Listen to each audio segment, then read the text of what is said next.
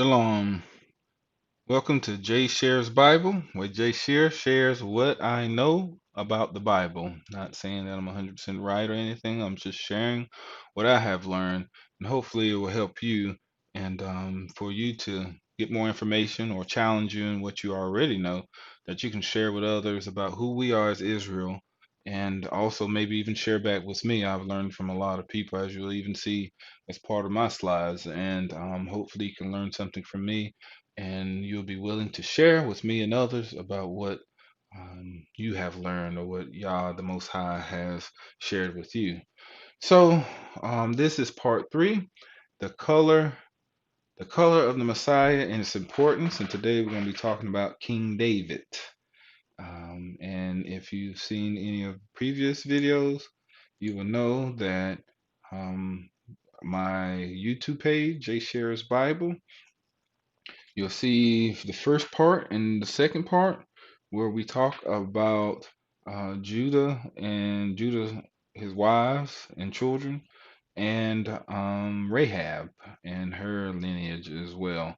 So if you subscribe, you can get more videos. I don't do this for monetization, as they call it, money, or for fame, but I just do it for sharing the information as people share it to me so we can help one another get back our history that has been taken away and even hidden from us. And so we can get back in our rightful position as Israel, as prophecy shall happen in the last days. And if we look at the world, we can see that we're definitely living in the last days. So, I have stuff about prophecy and all other information.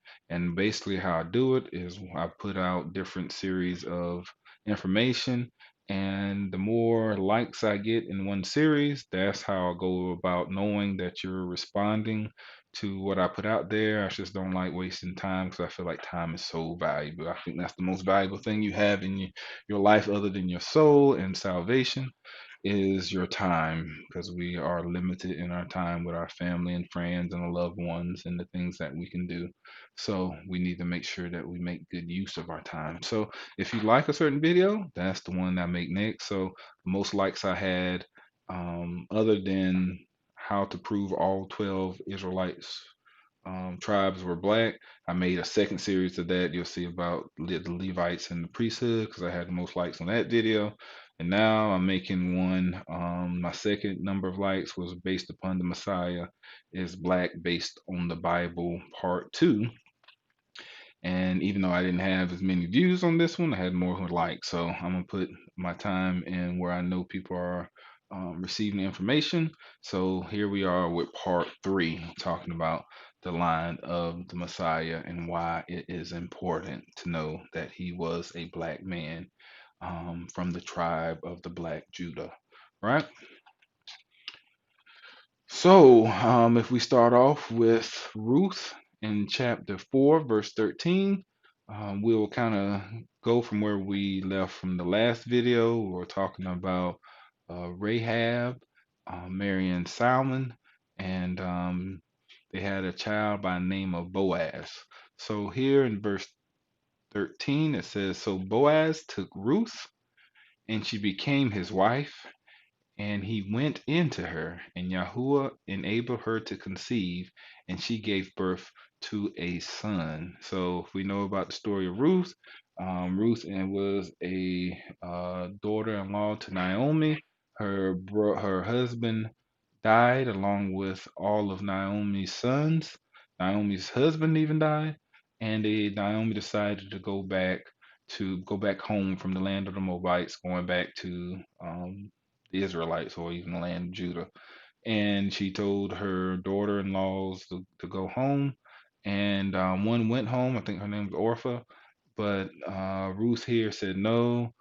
Your people are my people, and your God is my God. So she cleaved to her, and Ruth basically returned home with Naomi, her mother-in-law, and Naomi was going to be redeemed, which is the kinsman redeemer, which is in the Bible. We talk a little bit about that with Tamar, even before the law was established. That was already a tradition that was already in place, and here we are with them going back home and meeting Boaz, who was not the first kinsman redeemer, but was the second in line. And it worked out that Boaz, who was an older man, um, received Ruth to redeem Ruth and Naomi's family, and so she gave birth to this son. And in verse 14, it says, "Then the women said to Naomi, 'Blessed is Yahuwah, who has not left you without a redeemer today, and may his name become famous in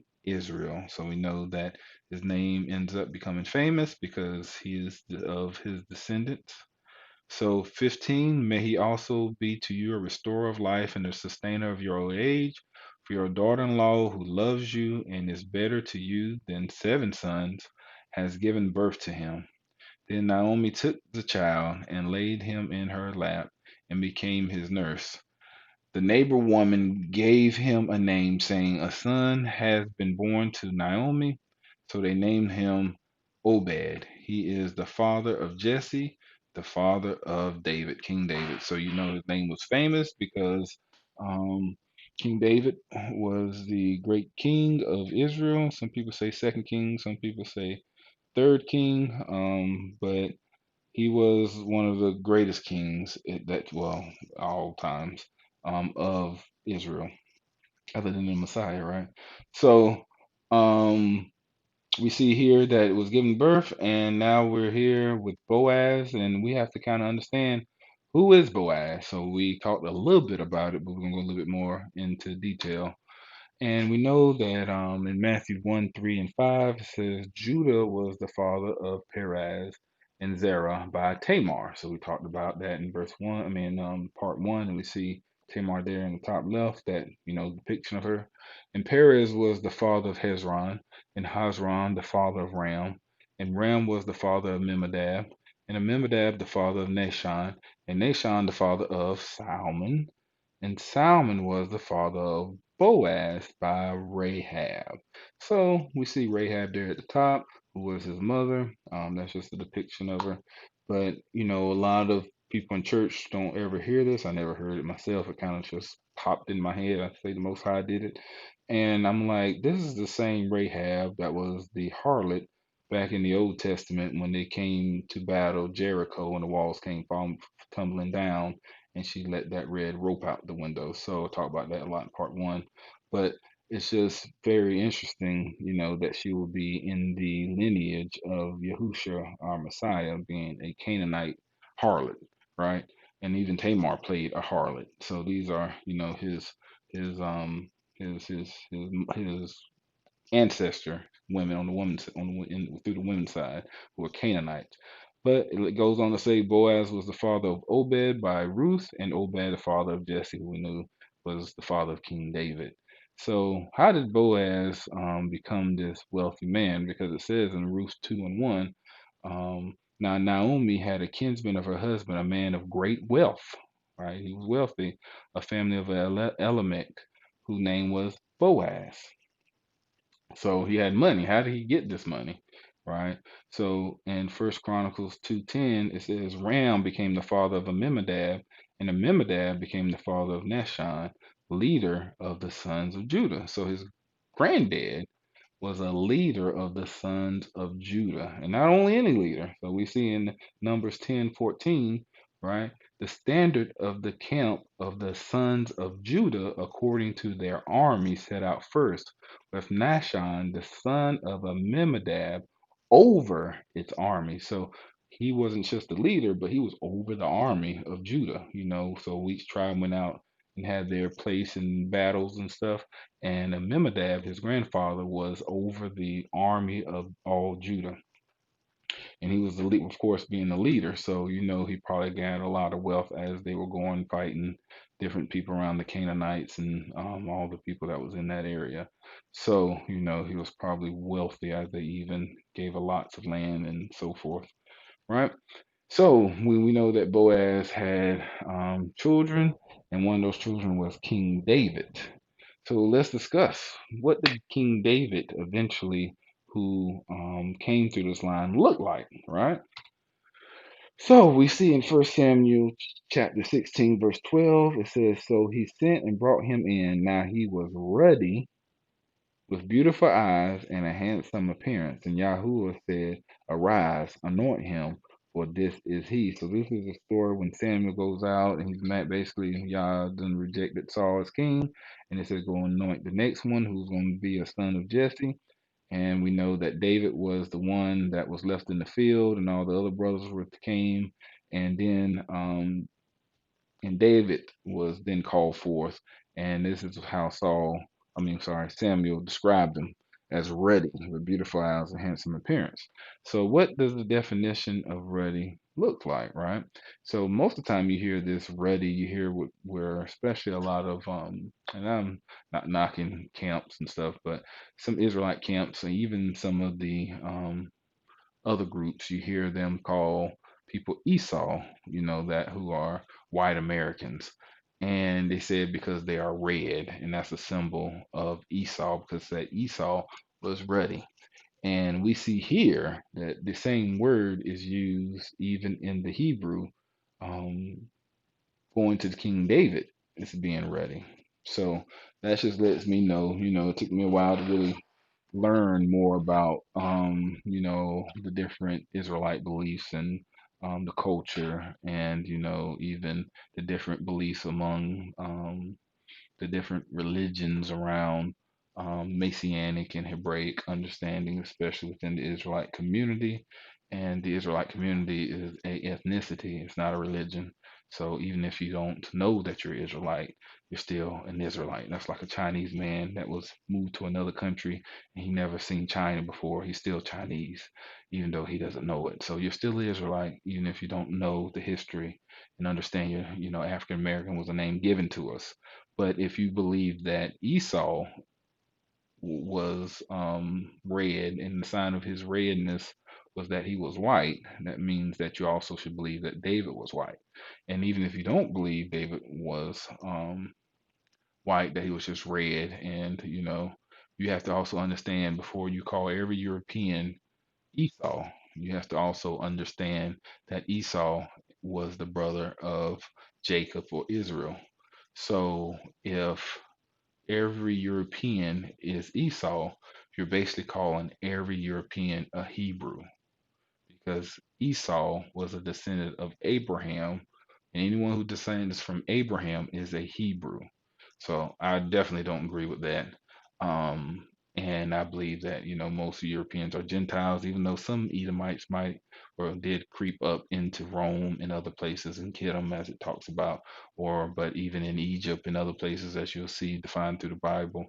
But um, yeah, so we need to make sure we understand that meaning of ruddy, because it also says in 1 Samuel 17, verse 42, when the Philistines looked and saw David, he disdained him, for he was but a youth and ruddy, with a handsome appearance. So once again, David was called ruddy in two places, not just one. So we know that's the same word, as I said, was used with Esau. But how do we know that he, here Malcolm X is there? They call him red. He had this reddish skin tone that they call, I heard something about California red or something. But, he was black man, what people call now African American, but he was still reddish, right? A lot of people call me, say my skin tone has a reddish look to it. But I know that my descendants came off the boat just like everyone else's from here. So how do we understand what that means? So we have some help. The Zondervan Compact Dictionary, right? So many of our Bibles, if you look at the publisher, is Zondervan. And here is this compact dictionary, and we see the definition for ruddy in it. And it says a word used to refer to a red or fair complexion in contrast. That means indifferent to the dark skin of the Hebrews. That's very interesting in so many ways because number one, it talks about, ruddy is red, as we saw in the definition, but it also says that it's in contrast to the dark skin of the Hebrews, showing you that the Hebrew people had dark skin, that they were black. But also, it shows you that there was something different about his complexion, even though he came from a black skinned people. So that's where we get, like red from. And as you see in this painting from the 11th century, they actually painted King David in a ruddy type of complexion, that reddish brown looking complexion. Excuse me. But you also can see even at the red heifer, when you look at the red heifer, if you Google it, you can see that was what they're supposed to sacrifice at the temple. And you can see the red heifer is really like a brownish red type of animal, So even they call it the red heifer, it's really like a reddish brown. And as you see here with King David, you see something very similar. All right, and a lot of people try to discredit the Compact Bible Dictionary. I advise you to look at Pastor Kelly Richards, Woke Now. That's what We Woke Now, I think. And he has a good breakdown of where this comes from, even connected back to Billy Graham. So, if they discredit that, they discredit Billy Graham. So, just make sure you understand that because some of the Christian apologists try to basically down everything without any proper justification behind it. Just the fact they say it and people just run with it without looking into it themselves. So, um, but also, if we look at the second part of that definition, it says not only red, right? Word used to refer to a red, but it says or fair complexion, right? In contrast to the dark skin of the Hebrew. So these people can be fair connection. And if you know about our community, especially here in America, a lot of so-called, as they call us, African American, we call certain people red bone. Especially I'm from the South, so I know we do it in the South. I also heard from some of my West African friends that they have certain words used for light skin that refers to red as well. And as you see, the woman on the left, you can't tell if she's a um, brown lady or if she is more of a lighter color. But no matter what, she's still considered to be black. So, King David could have been this lighter hue of melanin in his skin that basically we refer to in our community as red bone, very similar to the word used as ruddy. So, if we think about this man, his descendants, well, not who he descended from, his ancestors, were black, so we would automatically think that he was black as well. Bible, I doesn't don't think it actually talks about who his mother was, but tradition says that I believe she was an Ammonite, which was a descendant from Lot. But even that, Lot is a Hebrew too, right? Well, he's a Hebrew too, because Abraham descends from Eber or Evre, um, who are Hebrew, where the word Hebrew comes from. So they still are, Lot is his nephew, so still would be the same family. So we talked about him, so let us talk about his wife, right? So we're talking about lineage, so we're going to be talking about his descendants. So in Matthew 1 and 1, it says, this is a record of the ancestors of Yahusha, the Messiah. Jesse was the father of King David. David was the father of Solomon, whose mother was Bathsheba, the widow of Uriah. Sorry, I had to drink something there. So, Uriah. So, who is Uriah? We talked a little bit about that, but Second Samuel 11:3 says, and David sent and inquired after the woman, and one said, is not this Bathsheba, the daughter of Elam, the wife of Uriah the Hittite? So you see the pictures on the right there. You see what how they found depictions of the Hittite in archaeology. I believe that was actually at a temple. I might be wrong, but of the Hittites, I know that was found in the land of Hittites. So that how they depicted themselves. And if you actually see down at the bottom, you see Ham's genealogy.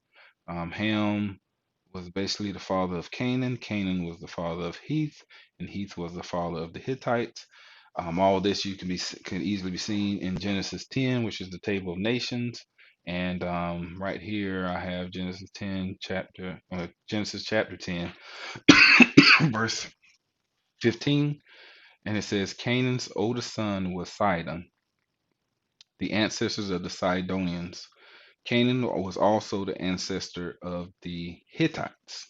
And the reason why I go between different versions, you see me going between New Living Translation, King James, NASB, is because I know that a lot of you are kind of new to this. And sometimes, like the King James will have one name in the Old Testament of the same person, and in the New Testament, it has a different name for the same person. So I'm just trying to make sure that you're able to follow along by keeping the names, trying to at least keep the names the same throughout the different scriptures that I show. So I'm not really a fan of the NLT because it's based on the Masoretic version.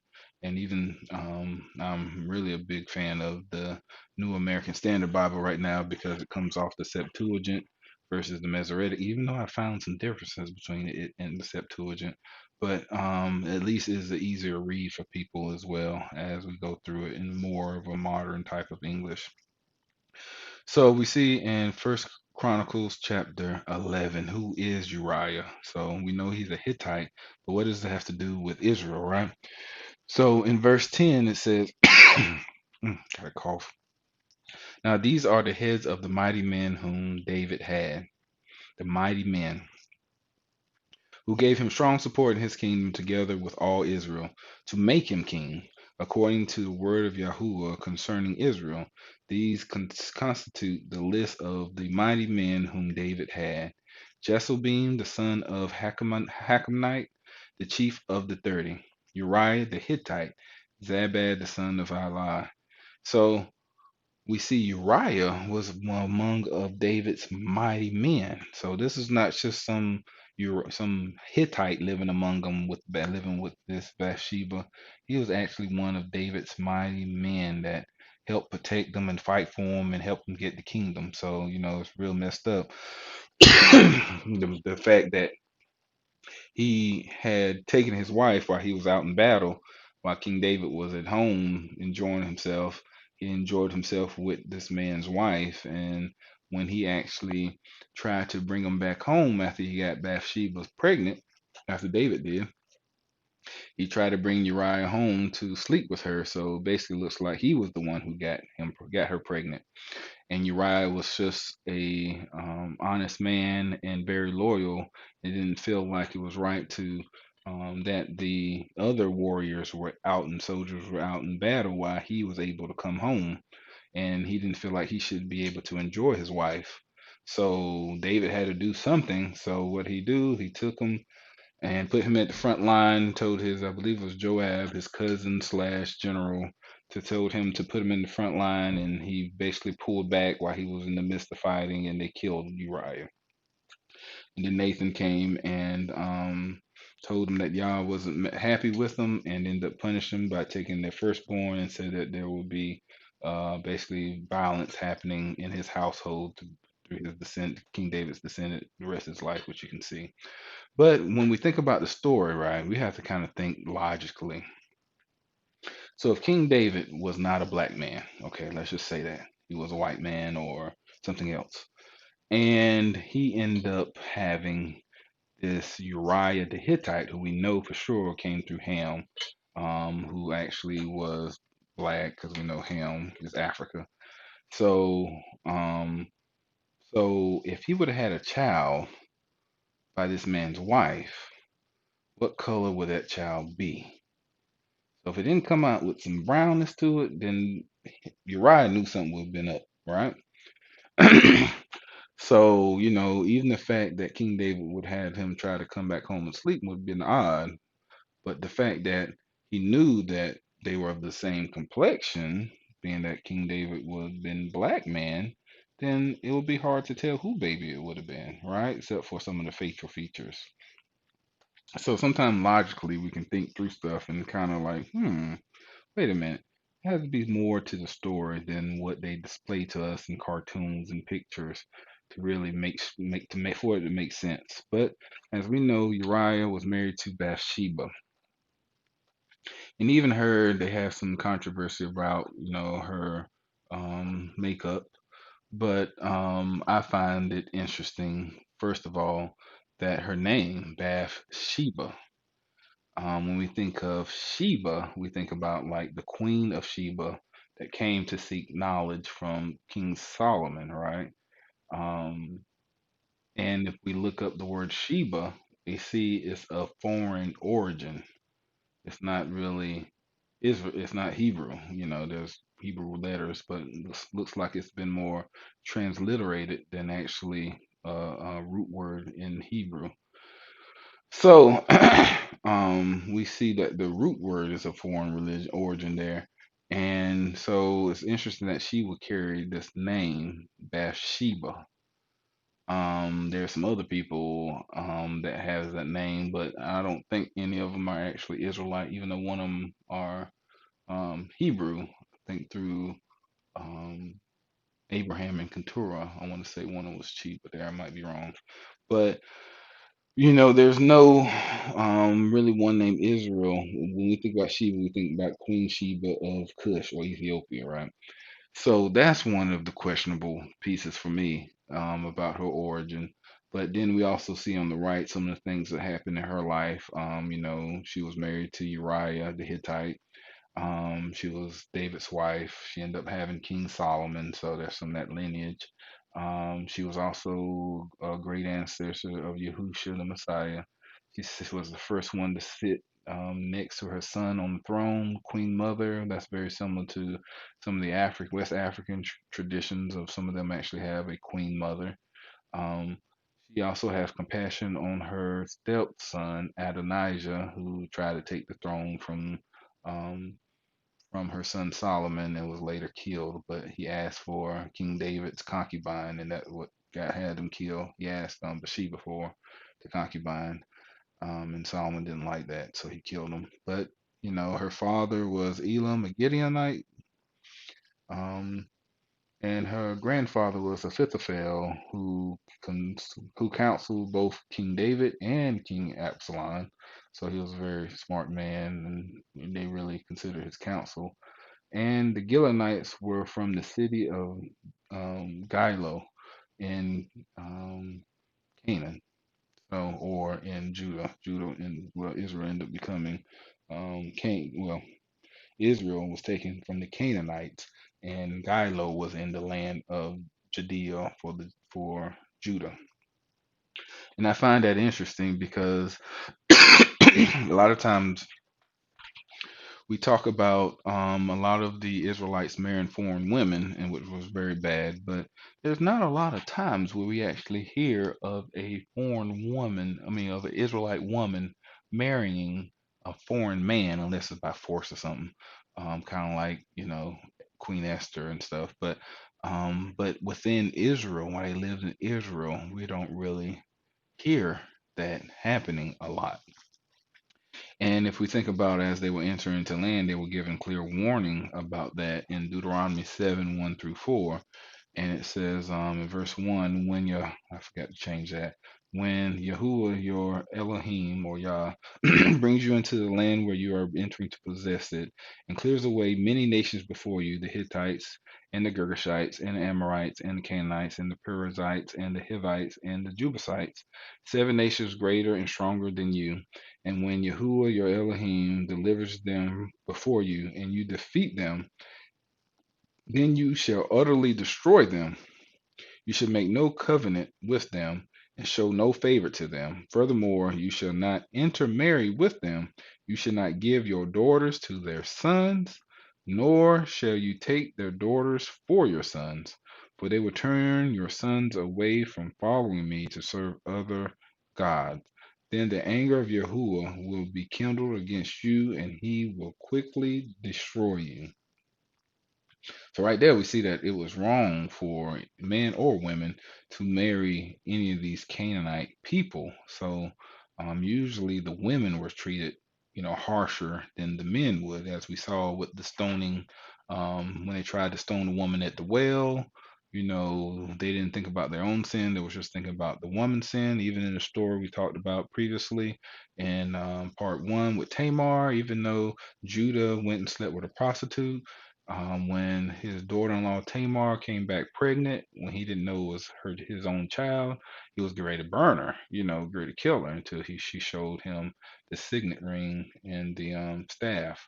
So we know the women were held to higher standards than the men, and the fact that she would marry Uriah the Hittite, the Canaanite, in the midst of the Israelites, it seems like that would have been an issue there.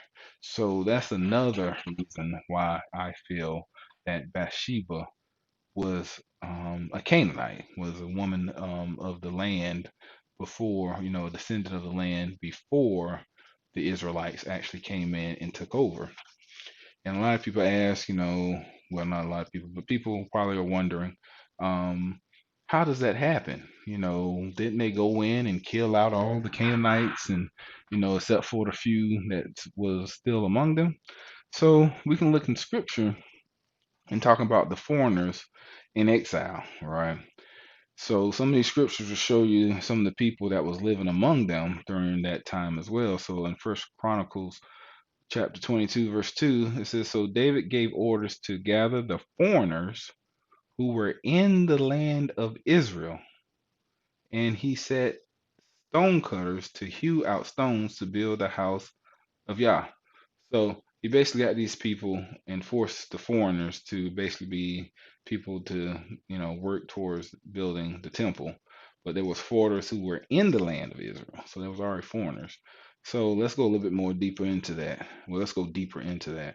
So Second Samuel chapter 15, verse 18 starts off by saying, Now all his servants passed on beside him, all the Cherethites, all the Pelethites, and all the Gittites, Gittites, 600 men who had come with him from Gath, passed on before the king. Then the king said to Ittai the Gittite, Why will you also go with us? Return, remain with the king, for you are a foreigner and also an exile. Return to your own place.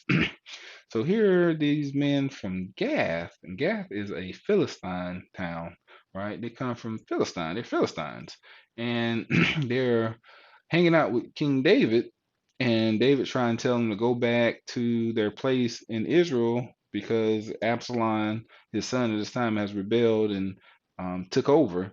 So he's telling them to go back the rightful place because, like, look, you're not an Israelite, you're not one of us. Just go back. And they're saying, no, we're going to be with you throughout the end. And you'll see that Ittai was actually one of them that actually went with Joab to find Absalom, and Joab, ended up killing Absalom later on when King David asked for them not to do so.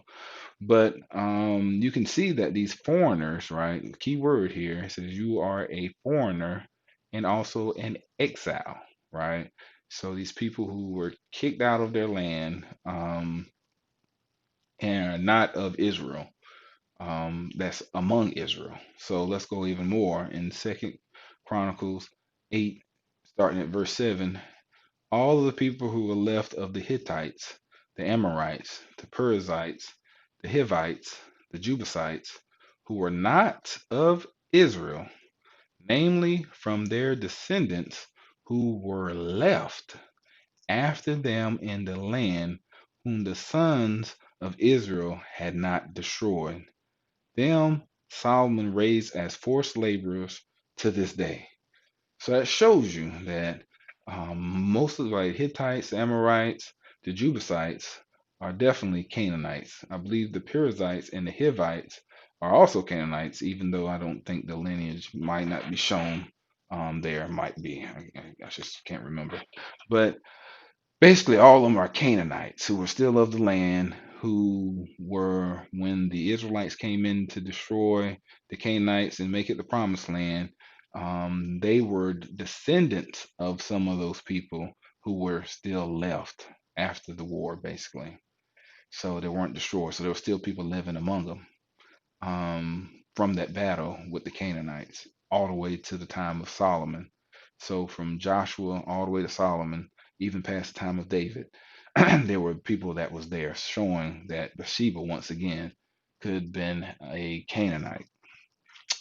But also in Zechariah chapter 14, verse 21, it says, every cooking pot in Jerusalem and in Judah will be holy to Yahuwah of hosts, and all who sacrifice will come and take of them and boil in them, and there will no longer be a Canaanite in the house of Yahuwah of hosts in that day. That's very interesting to me because if we know about Zechariah 14, this is basically talks about the end of the world, when the people of Israel are basically taken back to the land, and people think there's going to be a time of peace, but no, it looks like there's still going to be more wars that's going to be fought, and it says the women will be ravished, and there will be some to escape, and then the Messiah will return and he'll basically beat people down, beat the enemies down, and take over the land. And when he takes over that land, um, it says that he's going to force people, well, basically not force, but make it a requirement that people actually keep the feast days, like the Feast of Tabernacles, it actually specifies. And those that don't do it, their eyes will fall out, tongues will fall out, skin will fall off, and there's going to be a sickness among those nations that don't do it, it says. And then it says here at the end that the Canaanites will no longer be in the house of Yahuwah of hosts in that day in the future. So that's very interesting to me because that talks about the future. So if the Canaanites are there in the future and they were there all the way through the time of Solomon, shouldn't they also be there today? Right? So when did if they never got kicked out the land, they still should be there now, right? So there's a good, interesting video right here on Facebook. This guy Judah Awakens 28. He has some very good information that he compiles from different sources, from videos, from books, just people giving testimonies, from people talking on the street and so forth, about our history and the history around the Bible concerning us, like Egypt, trying to prove, showing people that it is considered that the Egyptians were black people of dark skin like ours, not as they tried to trick people and making you believe that they were white. But I even used to try to get some videos and get the information together, but he does such a good job. I was like, why would I do it if he's already doing a great job? Let's just commend him and get the information out. There is, how I keep it. I try to do keep it family based, and I don't not one that curses and have foul language, but he does allow some of those videos to be on his site, which is, at least I found, are very few, but just be in regards to that. But other than that, I want to show you one of the videos he's had about his site, about a documentary, looks like he found, about a man who goes to Israel and he finds people who are call themselves the Canaanites. And you'll see in the video what they look like, and they even talk to us, to African Americans. They send us a message about being our brothers, being our family related. And I find that interesting because I took my 23andMe DNA test, and in that 23andMe, it said prehistoric times, ancient. They don't believe in a young earth. They believe it was millions of years ago. But they say my ancient ancestors come out of the Middle East, which is interesting because nobody will tell me that. And I'm not any different than any other African, so-called African American. So same blood. I mean, we have a little Native American, but so do many other people in our communities as well, which is a whole nother subject. But you will see that they show a connection back to us, as well as you'll see the connection back to the Bible and how they lived among the Israelites. Okay, so just take just a couple of like a minute to watch this video. We have a little Canaanite boy, and he is with the donkey, and he's taking care of his sheep. A responsible young man. They're goats, and one of them's got great big horns. I hope he doesn't hit me. My people are in Israel. Yes, indeed. Near Jerusalem, where Rahab was. Near Jericho. Some goats here with some long horns. Do you have something to say to the brothers, the black brothers in America? In Arabic and English? احنا مبسوطين بالزيارة وبنبعث سلاماتنا لكل الناس الطيبين بأمريكا. السمر لأخواننا السمر بأمريكا. And what's that in English? We sent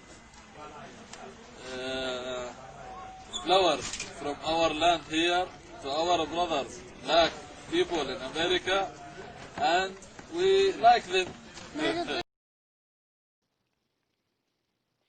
All right, so hopefully that was very helpful and interesting because I try to connect the Bible to nowadays events so you can basically people act like it's a fairy tale.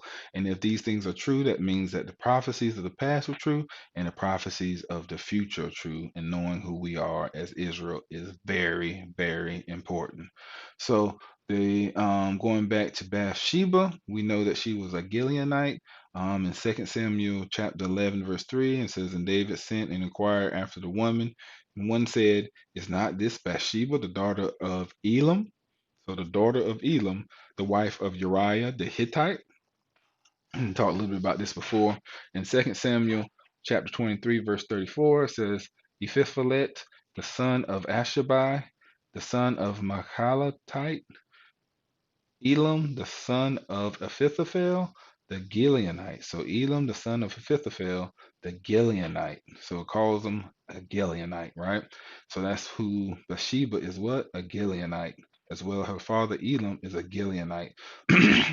And who was her father? And well, this is talking about her grandfather.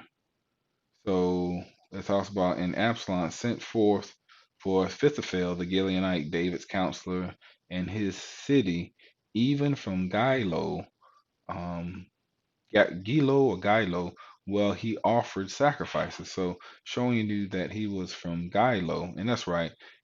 Elam was actually one of the 30 mighty men that fought with David as well. So it's probably where Elam and Uriah the Hittite might have met and probably had some agreement for his daughter Bathsheba, but that's just assuming. But they did have a connection back with King David there. Both of them fighting as their warriors. So but Bathsheba's grandfather, Ahithophel, basically lived in Gilo, and if we look up what the word Gilo means, what do we see here in the Hebrew? We see, get my cursor together real quick. We see Gilo, which means what?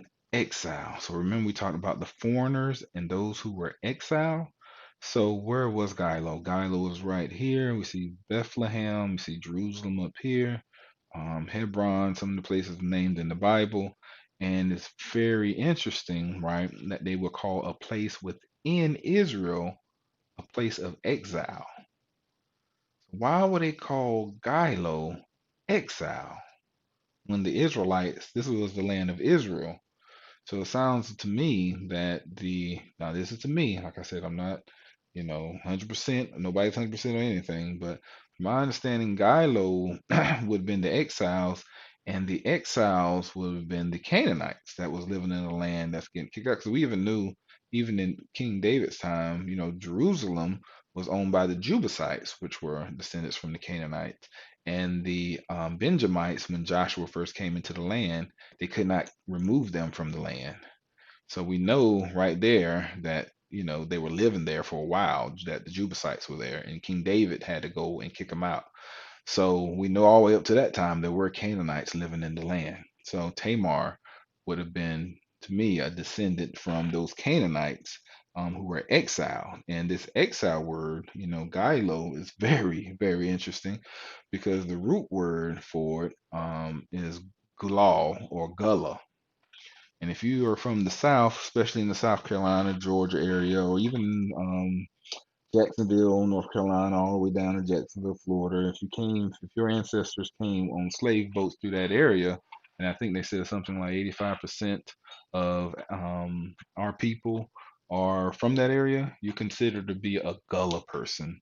And they used to have an old Nickelodeon show called Gullah Gullah Island, and that word Gullah comes straight from the Bible, and it does mean kinsmen, those like going to be redeemed, just like we talked about how the kinsman redeemer of Tamar and of Ruth, where the kinsman Boaz was the kinsman redeemer, and the Messiah is going to be the redeemer of his people.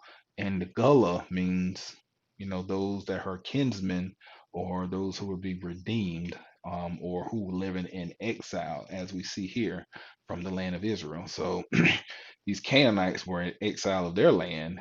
So, I can see why they will live in a place called Galah or Gilo or however you want to call it. All right, so let's do a quick review. So from video one, Judah only had two Hamitic African black Canaanite baby mamas, which would make the tribe of Judah what color? Black, right? And I say baby mamas because Tamar wasn't his wife, even though he married the daughter of Shua, who was a Canaanite, but he had babies by both women. And we know that the lineage goes from Tamar, right? And then to the Messiah. And one of the Hamitic black Canaanite mothers of the tribe of Judah, who is Tamar, her great grandson Salmon married a black Canaanite wife named Rahab. So here we got more black. So that would make the tribe of Judah what? Even blacker. So at least that lineage of the Messiah, right? So then the son of Boaz of a black descendant of Judah, Salmon, he came from Salmon, who was a black descendant of Judah, and a black Canaanite wife, Tamar, had the black and ruddy King David, who married a black Canaanite wife, Bathsheba. That's a lot of black. Making the line of Yahusha, our Messiah, blacker than black on top of black. So more black. It's just coming out, through the line of the Messiah as we go through his lineage, right? So, what color did that make the Messiah who's from the tribe of Judah? Hmm, great chance that he was black. But we, as I always say, this is we don't believe in graven images, so don't think that this is what I'm trying to say the Messiah looked like. It's just an example of a black man with woolly white hair and a white beard, and fit some of those descriptions that's in Revelations there. Okay. And there's even more information. So to relate it back to us as American Israelites, if you want to call yourself African American, you can, as Jesse Jackson created back in the 80s. Well, made popular back in the 80s. So, but there's more evidence that kind of connects us not only to the Israelites, not only to the line of Judah, as you probably saw in part one and part two, how it connects back to us as African Americans, but also we might be connected. Well, we for sure, some of us connected back to the line of King David. And here's another good reference for videos is Benaiah Israel. Very good guy. I know him personally through some of the events we did here in North Carolina. We had them to come down, him and Ronald Dalton Jr., and they did a great job, of bringing Christians and those of the Israelite community who already woke together to show us some history. It was a great time. But Benaiah is a good guy, and I really like his stuff because at least ones I've seen, there's no cursing. It's very family oriented. He seems to be like a family oriented man and good guy, down to earth when you talk to him. But outside of that, he has some great information, about King David and how it connects us back to the transatlantic slave trade and how they took some of King David's descendants during the time of Babylon and in the time of 70 AD, when the temple was destroyed, took the descendants of King David, the royal line, and moved them to Spain and Portugal. And from Spain and Portugal, as we saw in video 2, they were kicked out and sent to Africa, to Longo, to different parts of Sao Tome and Principal Islands of Africa. And from there, they were sent to where? The Americas as slaves. So that's, some of us actually have the line of King David within our blood, making it more important to us to understand who we are as a royal priesthood, right? And I'm gonna show you a quick clip of this video. I don't want to put too much of this business out there. You need to just go to his site and you'll see it.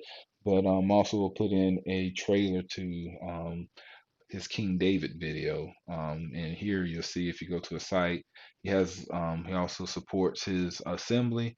But if you're looking just for his particular videos around this history, if you go to his site in the search box, type in King David, you'll see these two videos here pop up: Hidden Hebrew, King David, Spain, Part 1, Hidden Hebrews, King David, Revelation, Part 2. And he told me it might be a Part 3 also coming out there, which you get a lot of information. And if you put in hidden Hebrews here, like Hidden Hebrews, you'll get even more videos. That's just, it's just helped me a lot to make that gap, the bridge gap between the West Africans that migrated straight to West Africa from Israel, which, I had that, locked down. I also understood how we were, at least from our DNA and traditions through Ronald Dalton's information, but this really connected the two together for me. It was, it was like, oh, it was like that awakening moment. Like, yes, this is for sure. I can prove this easily.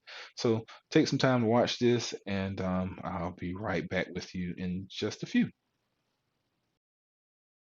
Yaya is a Portuguese family of the Middle Ages, members of which were prominent in Portugal, Spain, Italy, and Turkey.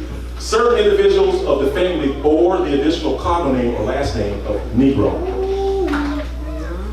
Remember, his lineage goes back to King David.